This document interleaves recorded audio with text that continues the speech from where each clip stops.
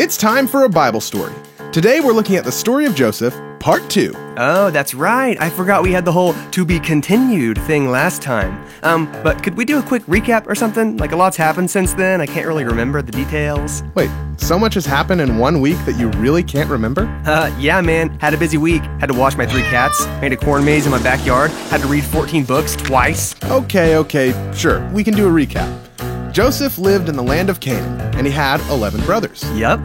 But they really didn't like him. Ah, that's right, because their dad gave Joseph that sweet coat with all the colors. Exactly. Then God gave Joseph some dreams, telling him that he had big plans for his life. Yeah, like the one where the wheat stood up and all the other bundles bowed down to it, and then the one where the sun, the moon, and 11 stars all bowed down to Joseph. You got it. Plus that one dream where he had mouths on his knees. No, that was your dream, and it was super weird. Get that out of here. Yeah, sorry. Joseph's brothers were so jealous that they threw him down into a pit. Then they told their dad that he had been killed by a wild animal and sold him off as a slave. Gotcha. So now we're all caught up, okay? What happened next? Well, Joseph was under the control of the slave traders. He was forced to walk for miles and miles in his chains with no idea where he was going. Man, that sounds kind of scary. No kidding. They led Joseph all the way to the land of Egypt. Whoa, like Egypt? Egypt? Like where the pyramids are? You bet. Dag, yo, that's like way far away. It sure was. And that only made things worse. Not only would he be forced to work as a slave, but he was so far away from home. He didn't speak their language and he wasn't used to their food. It was not a great situation. Man, I wish he wasn't so alone like that. Well, he might have felt like he was alone, but he actually wasn't. The Bible says that even in this rough situation, the Lord was with him. He never left Joseph, and he still had big plans for his life. Like even in a really bad spot like this? Totally. Here, I'll show you what I mean. Soon after he came to Egypt, he was sold to a man named Potiphar. Wait, what's that guy's name? Pot of fur? No. Honda bird? No, say it after me.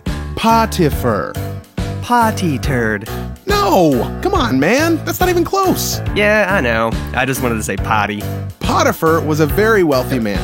In fact, he was one of the Pharaoh's officials. Whoa, that's a pretty big deal, huh? Isn't Pharaoh like the leader of all of Egypt? Sure is. So this meant Potiphar had a lot of power and lived in a nice big house. Hey, that's kind of cool, actually. I mean, even though he's a slave, at least he gets to live like in a house and do some cool work indoors, huh? Exactly. That's one way that God took care of Joseph through this whole deal. Gotcha. So that's what you were saying about how no matter the circumstances, God's big plans are still working. Now you're starting to get it. So what happened next? Did he just like live it up working in that sweet mansion, mowing the yard, dusting the statues, cleaning the pool? Not exactly. For a while, everything actually seemed to be going okay. Until something bad happened. Of course it did. Can't have too much good stuff happening for old Joseph, can we? Something's gotta come along and mess it all up. What happened? Did Joseph like make a mistake or something? No, actually, Joseph didn't do anything wrong. But Potiphar's wife was not a great person. And she lied about Joseph and got him in big trouble. But you said he didn't do anything wrong. How come he got in big trouble? Well, he was still just a lowly slave boy, so Potiphar actually sided with his wife. Oh man, that stinks. So what happened? Did he just like go work for somebody else? No. Actually, he got thrown into prison. Wait, what? That double stinks, but he didn't do anything. All right, Joseph, time to lawyer up. Be all like, I'll see you in court, lady. You're trying to lie about me and send me to jail? You want the truth? You can't handle the truth. Okay, calm down. That's not really how it worked back then.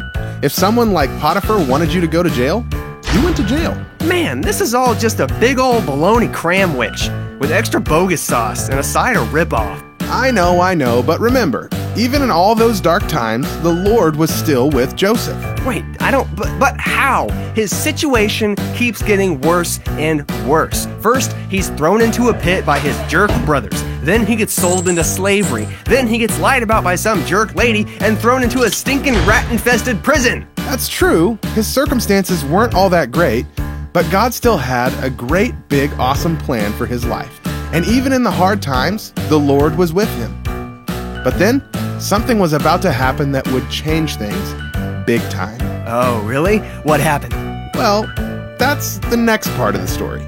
Oh man, you got me with another to be continued. Never even saw it coming. Man, you're good.